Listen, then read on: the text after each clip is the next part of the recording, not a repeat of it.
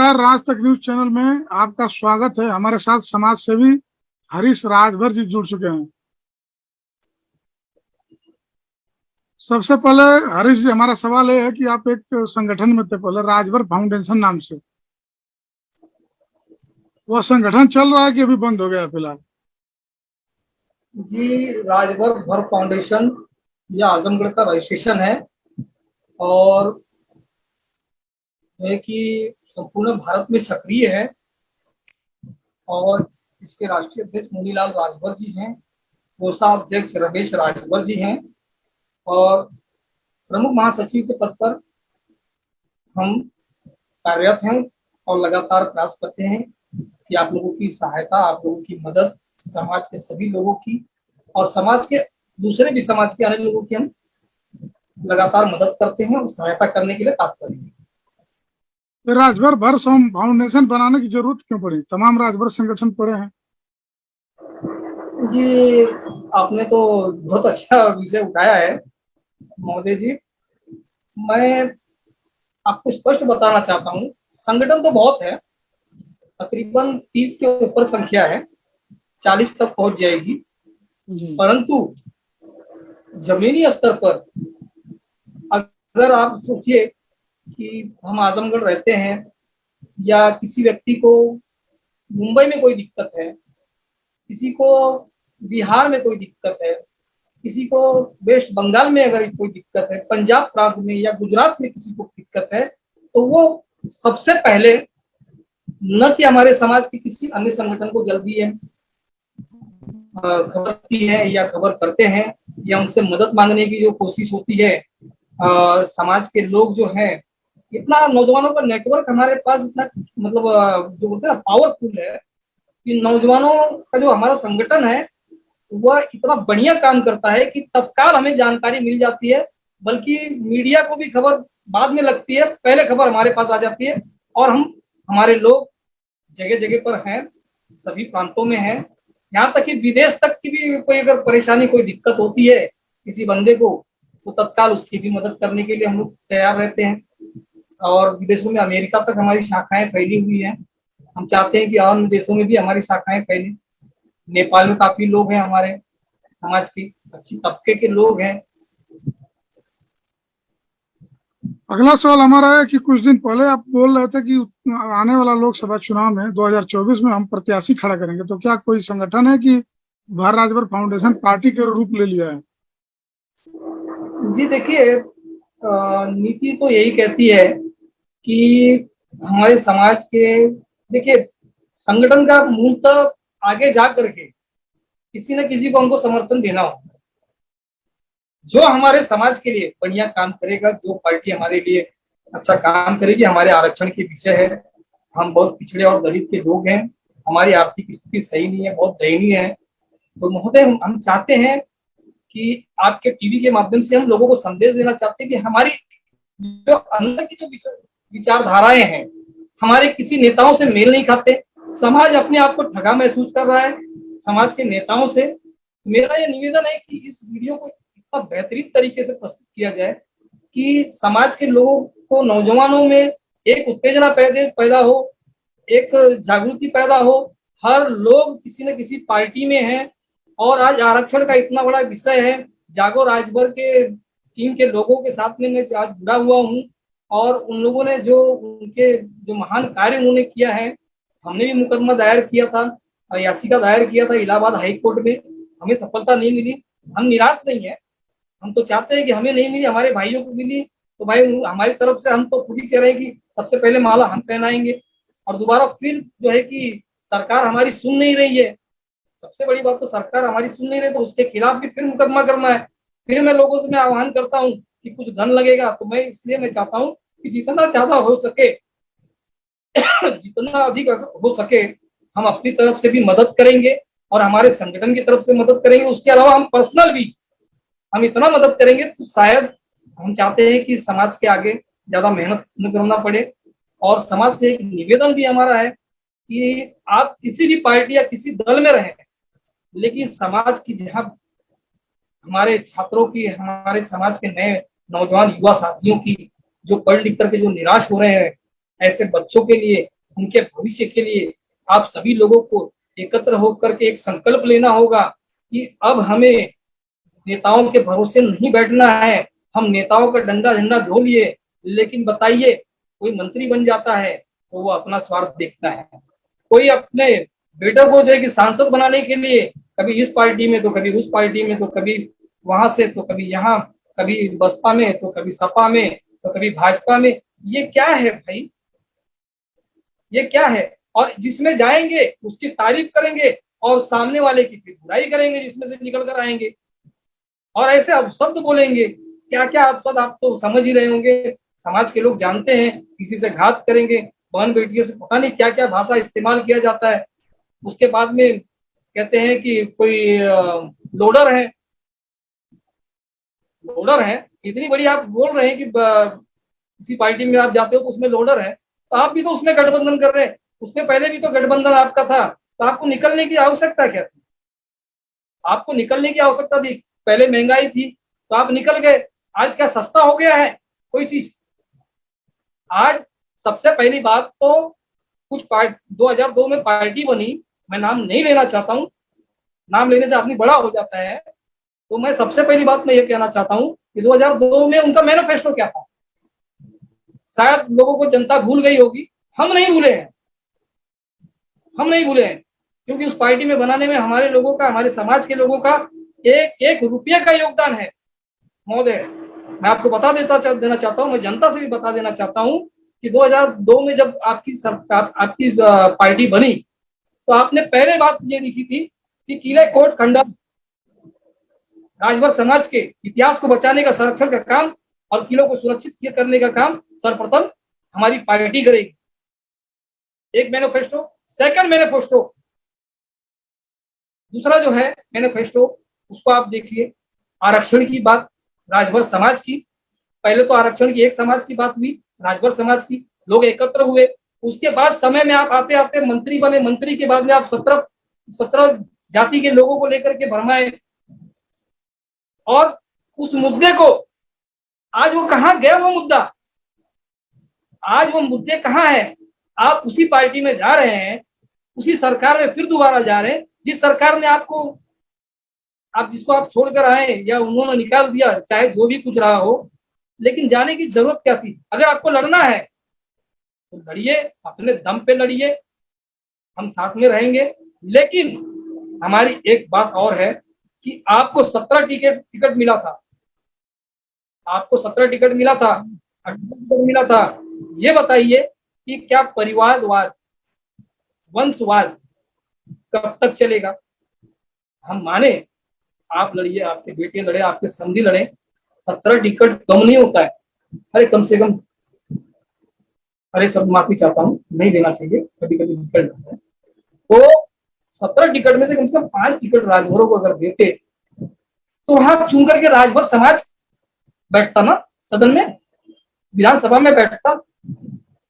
बिहार में भी आपने नहीं दिया, 6 टिकट आपने पाया था, बिहार में भी नहीं दिया, गठबंधन हुआ। क्या समाज के लोग नहीं है?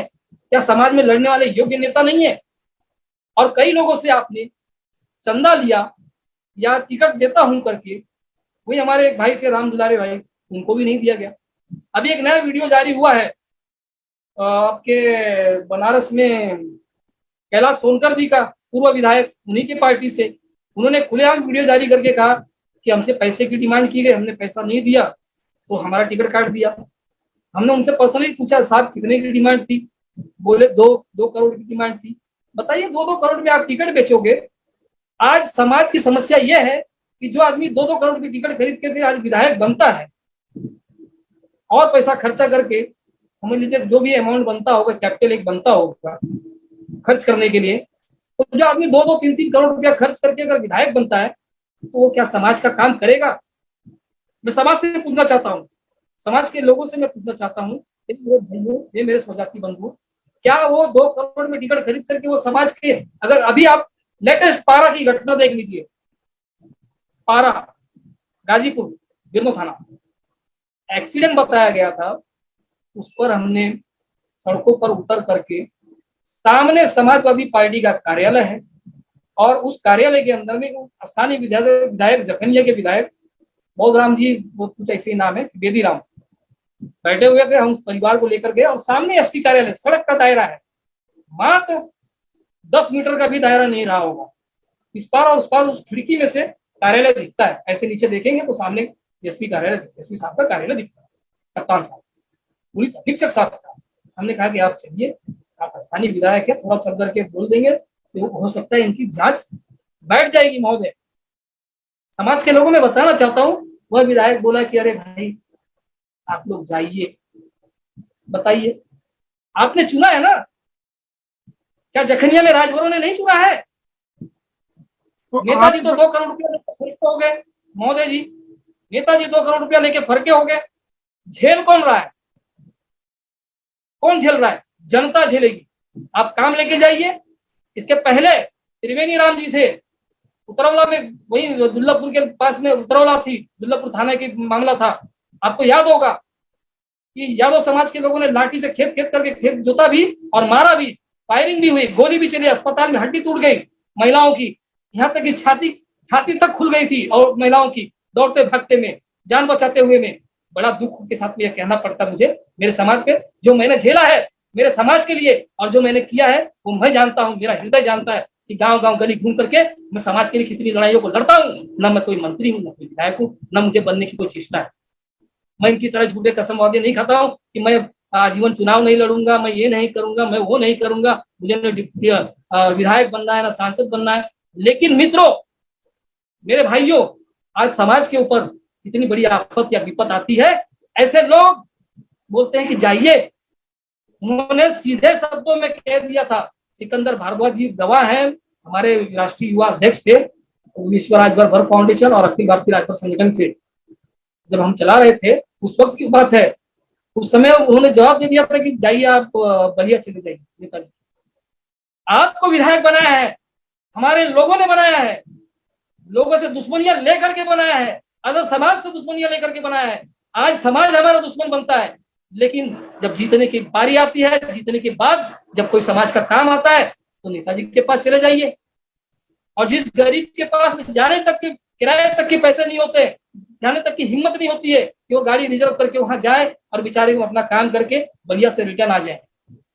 भाई साहब, हमने ऐसे लोगों का काम किया है, अपना रुपया पैसा लगा करके जा करके हमने उस लड़ाई को लड़ा है और लड़ने के बाद में हमने उसको कामयाबी दिलाई। आज पारा में जांच लगी है, क्राइम ब्रांच की टीम, सीबीआई के लोग जांच कर रहे हैं उसके ऊपर, और उनका बयान हो गया है, बच्ची का बयान हो गया, सारे बयान हो गए हैं।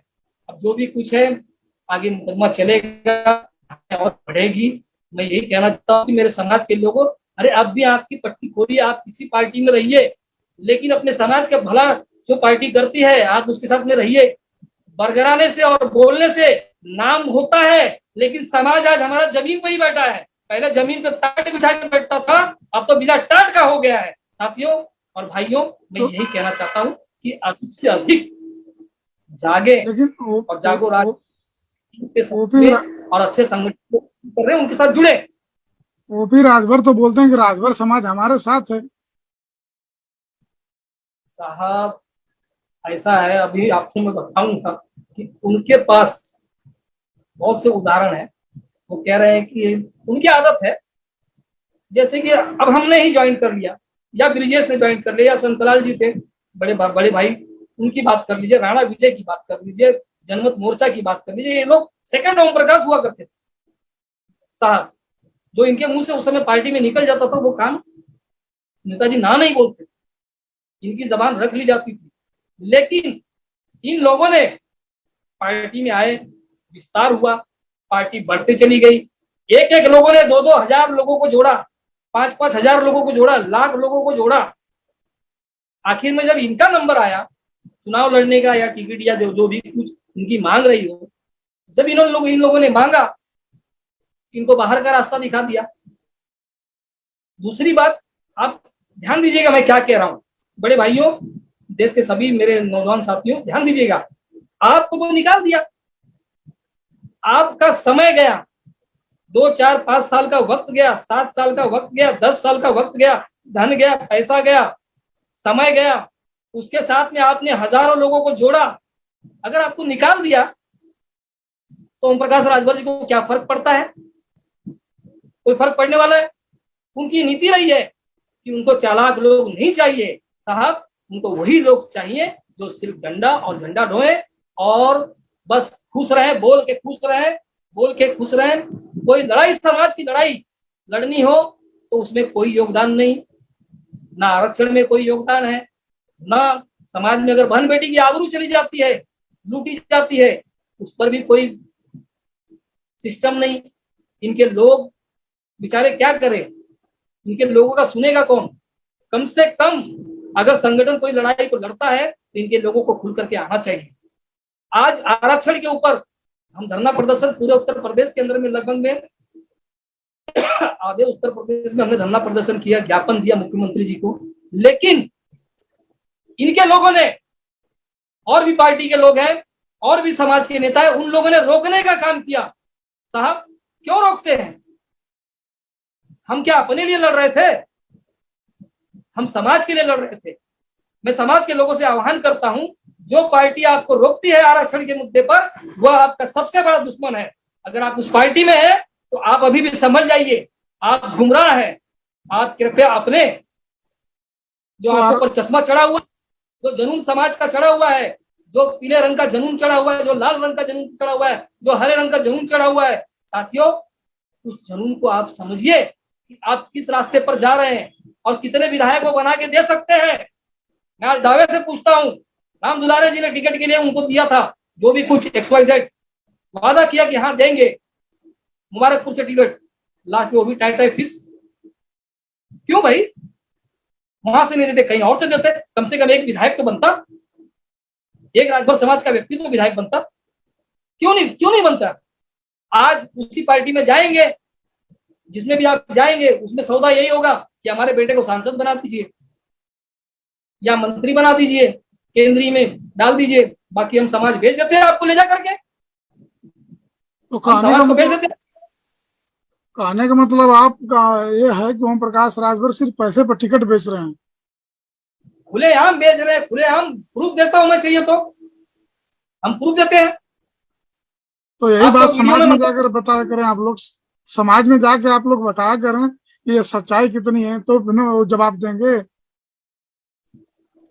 पहले जो लोग हमारा विरोध करते थे, ओम प्रकाश के लोग, बड़े भाई पत्रकार जी, हम आपसे, आप जानते होंगे कि कितने लोगों ने हमारे फोटो लगा करके, इन लोगों ने जब उत्तर प्रदेश के लोगों को कहा, उनके पार्टी के लोगों को, तो उन्होंने कहा यार हरीश राजभर का तो मैं बहुत बड़ा भक्त हूँ, वो बहुत अच्छा लड़का है और इसकी बुराई हम कैसे करें? भाई कैसे करें? वो समाज में अच्छा काम कर रहा है और हमसे भी बढ़िया काम कर रहा है, हम बुराई नहीं करेंगे। तो बिहार के एक बंदे को उन्होंने कहा, मैं नाम नहीं लूंगा, काफी अच्छे मित्र हो गए और काफी अच्छे उनको भटके हुए थे। होता है कभी कभी राजनीति में, जोश होता है, जुनून होता है, युवा है, नौजवान है, और ऐसे नौजवानों को ब्रेन वॉश करने की जरूरत है। मैं चाहता हूं, मैंने उनसे कहा आप जिस पार्टी में उस पार्टी में रहिए। आप अगर विधायक बन जाते, अगर आपको टिकट मिल जाता है, साहब बिहार में 6 टिकट मिला था, आप मेहनत कर रहे हैं ना, आपको भी एक टिकट मिलना चाहिए कि नहीं मिलना चाहिए? आपको नहीं मिलता तो आप अपने लोगों को दिलवाइए, समाज के लोगों को एक तो एक टिकट तो दीजिए, ताकि पूरा बिहार के लोग जुट करके एक विधायक तो पैदा करें। साहब सही कह रहे थे, गलत कर रहे थे हमने? तो वो बच्चे को समझ में आ गई। उस बच्चे ने जो है हमसे काफी तज्जब हुआ था, काफी बुराई उसने किया था, सोशल मीडिया पे स्क्रीनशॉट भी है, हम उसको डिलीट भी कर दिए, हम उसको भूल भी गए। हमने उनसे कह दिया कि भाई अगर हमसे कोई गलती हो गई हो हमें माफ कर दीजिएगा, मैं माफी मांगने से मैं छोटा नहीं हो जाऊंगा। वो नहीं बोले भैया आप ठीक है, आप करते रहिए, आप अपनी लड़ाई को लड़ते रहिए, निरंतर लड़ते रहिए, हम नहीं बोले। तो हमारा कहने का मतलब है कि सिर्फ ओपी राजभर ही जिम्मेदार है कि जो बीजेपी में राजभर समाज के लोग हैं, नेता हैं, वो जिम्मेदार नहीं है? देखिए, चाहे वो बसपा का शासनकाल रहा, चाहे समाजवादी का शासनकाल रहा, और चाहे भारतीय जनता पार्टी का, और चाहे ओम प्रकाश जी अलायंस में रहे हैं, गलतियां और भूल चूक नहीं, धोखेबाजी हुई है समाज के साथ। हम खुलकर कहते हैं धोखेबाजी हुई है, और आज भी धोखा झेल रहा है हमारा समाज। आज अभी कुछ एक आदमी का हमको मैसेज, अभी आप लाइव में हमारा चालू है, हमें मैसेज आ रहा है कि प्रेसिडेंट में मंत्री हैं, उन्होंने उन्होंने मना कर दिया है कि हमको समाज ने वोट ही नहीं दिया। अभी एक लेटेस्ट मुद्दा आया हुआ है साहब, आज राजभर समाज के जितने भी वकील थे हाई कोर्ट इलाहाबाद के, सबको डिसॉल्व कर दिया गया है, सबको बर्खास्त कर दिया गया। उन्हीं में से एक वकील का फोन आया हमको कि हम गए थे, मैसेज आया राइटिंग में लिखा हुआ, हमने पढ़ा, उसमें वो कह रहे हैं कि भाई हमको राजभर समाज ने वोट ही नहीं दिया। बताइए, अगर राजभर समाज को अगर तकलीफ है तो वो किसके पास जाएगा? योगी जी तो आरक्षण पर सुनते नहीं है, मोदी जी सुनेंगे नहीं, क्योंकि पहले योगी जी की तरफ से पहली पहल होगी, मुख्यमंत्री पहल करेगा, शोध कल्याण विभाग की रिपोर्ट जाएगी। तो बताइए हमारी समाज की पैरवी कौन करेगा? और लखनऊ राज्यसभा सांसद बनाया गया है, एक ऐसे व्यक्ति को बनाया गया, सीधा साधारण गाय व्यक्ति को बनाया गया है कि जो व्यक्ति सदन में लड़ नहीं सकता है, बोलेगा चुप हो जाएगा। तो आप रियल में कहीं ना कहीं ओम प्रकाश जी अगर बोलते हैं कि लोडर है, लोडर तो है, लेकिन आप लोडर के साथ में लोडर क्यों बन रहे हैं? मैं ये पूछना चाहता हूं। तो उनमें आप में फर्क क्या है? अगर दूसरे लोग लोडर हैं, दूसरी पार्टियों में लोडर हैं, तो आप क्या है? आप कौन सी लड़ाई को लड़ रहे हैं समाज के? हमारा समाज कहां है, किस दिशा में है, क्या दुर्दशा है उसकी, उस पर कोई विचार है? लखनऊ में मीटिंग हुआ था तो उसमें कैबिनेट मंत्री अनिल राजभर जी बोले थे कि आरक्षण मैं दिला के रहूंगा, लेकिन अभी तक तो कोई पता ही नहीं चला उनका, तो इसका जिम्मेदार वो भी तो हुए। हाँ, वो कटिंग मेरगल वाला तो कहानी आपने सुना ही होगा। टिकट लेना था, 2-4-5 हजार अमित शाह जी को, माननीय गृह मंत्री जी को बुला करके उन्होंने मीटिंग लिया। मीटिंग लेने के बाद में टिकट मिल गया। उसके बाद में कब आरक्षण की बात हुई है उनसे, और आज तक आरक्षण की बात वो सिर्फ तो बोलते हैं। अमित शाह जी ने भी बोला, मंत्री बनने के बाद बोले थे साहब, अमित शाह जी ने तो बोले थे हम घर पहुंचाएंगे। अनिल जी के सामने, जनता के सामने कटिंग मेमोरियल वाराणसी की धरती पर, जहां से माननीय प्रधानमंत्री जी नरेंद्र मोदी जी, यशस्वी प्रधानमंत्री कहने के लिए बोलते हैं कि उनका क्षेत्र है, और उसी धरती पर उन्होंने कहा था कि आप हमारी सरकार बनिए डबल इंजन की, हम आपको आरक्षण देंगे। क्या हुआ वो ये वादे? राजभर समाज सिर्फ बेवकूफ बनाने के लिए है साहब। हम लोग बहुत अपने छोटे छोटे स्वार्थ के लिए हम किसी पार्टियों में जाते हैं, उनका झंडा धोते हैं, आखिर में मिलता क्या है? आपको क्या मिलता है? हमारे समाज को क्या दिया इन लोगों ने आज तक? एक आरक्षण मांग रहे हैं हम हमारे गरीब बच्चों के लिए। हम चाहते हमारे एक डीएम पैदा हो, हमारे एक एसडीएम पैदा हो साहब, हमारे एक एसपी पैदा हो, कलेक्टर्स पैदा हो। अगर वो नहीं होंगे तो हमारे समाज की लड़ाई कौन लड़ेगा? आज ठाकुर ब्राह्मण जितने भी लोग हैं, जज तक बन के बैठे हुए, हाई कोर्ट सुप्रीम कोर्ट तक, उनको फैसिलिटी मिल जाती है। मैं आरोप लगाता हूँ, खुलेआम आरोप लगाता हूँ, राजभर समाज में आज तक किसी ने ऐसा काम नहीं किया है। भले पुराने कई बड़े से बड़े नेता बने होंगे, दिग्गज से दिग्गज और गद्दावर से गद्दावर नेता कहने के लिए लोग कहते हैं, लेकिन कभी उन्होंने नहीं सोचा कि हमारा एक आईएएस पैदा हो, हमारा एक जो है कि आईएएस पीसीएस पैदा हो साहब, और न किसी ने इस पर काम किया है।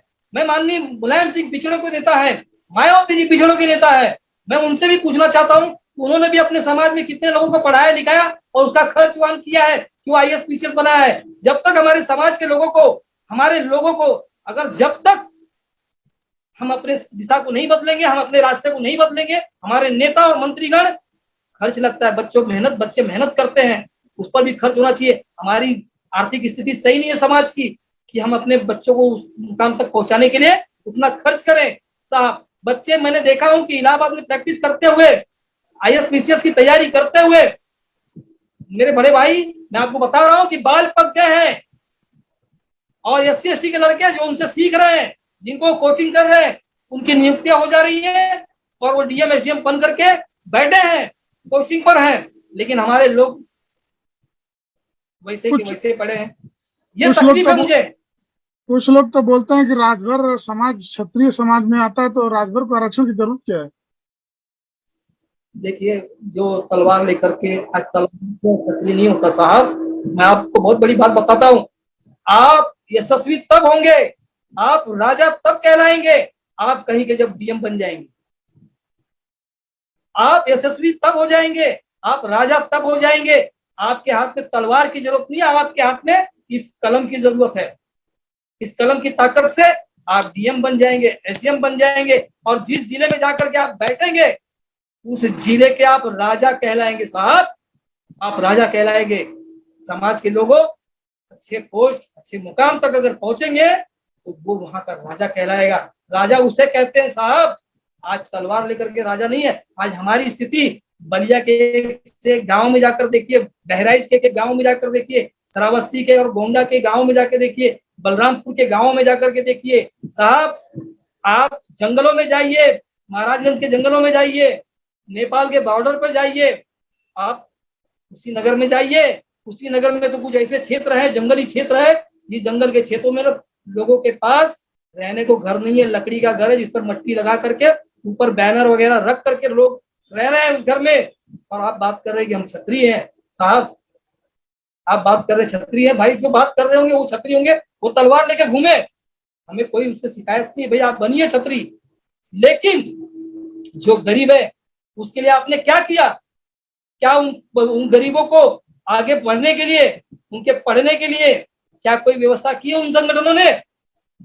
मैं उनसे पूछना चाहता हूं। आज हम लड़ रहे हैं, आरक्षण के लिए लड़ रहे हैं साहब, आज लड़ रहे हैं, आज नहीं तो कल यह निश्चित है कि हम लोगों की जीत निश्चित होगी और सरकार को हमारी बात माननी होगी। अगला सवाल, अब समय नहीं है, 2024 में क्या होगा, किसके साथ राजभर समाज को रहना चाहिए और आपकी टीम किसके साथ रहेगी? देखिए साहब, मैं अभी राजनीति में मेरा कोई इरादा नहीं है और मैं इनकी तरह झूठ बोल करके भी नहीं बोलूंगा कि मैं चुनाव नहीं लड़ूंगा। लड़ेंगे, छोटा मोटा चुनाव लड़ना होगा लड़ लेंगे, सीधे तो कोई विधायक बन नहीं पाएंगे साहब। हाँ, समाज की इच्छा है, समाज अगर बोले तो हम लड़ेंगे। समाज जहां बोलेगा, जहां मेरी कमेटी के लोग बोलेंगे, मेरे अन्य संगठन के लोग, 27 संगठन है, ऑल इंडिया राजभर आरक्षण समिति का अध्यक्ष मुझे बनाया गया है, 27 से 28 संगठन हमारे साथ है। तो उन संगठन के लोगों से, उन अध्यक्षों की मैं शुक्रगुजार हूँ, मैं सभी लोगों का, कि भाई वो अगर मुझे कहेंगे कि नेताजी आप लड़िए तो हम लड़ेंगे, अन्यथा हम चुनाव नहीं लड़ेंगे साहब।